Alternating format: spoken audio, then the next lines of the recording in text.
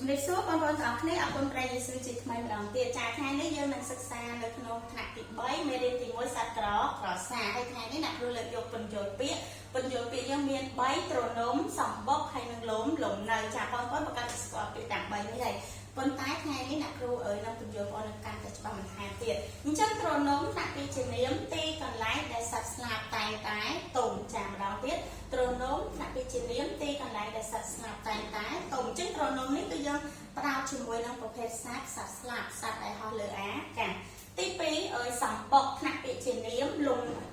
លំនៅរបស់សត្វដែលឆានពួកខ្លះដែលធ្វើឡើងសម្រាប់កាក់សុទ្ធដាក់កូនឬសម្រាប់ជ្រកអាស្រ័យចាម្ដងទៀតសម្បុកថ្នាក់ទីជានាមលំនៅរបស់សត្វដែលឆានពួកខ្លះដែលធ្វើឡើងសម្រាប់ដាក់សុទ្ធដាក់កូនឬសម្រាប់ជ្រកអាស្រ័យចាដូចជាសម្បុកកណ្ដុរជាដើមចា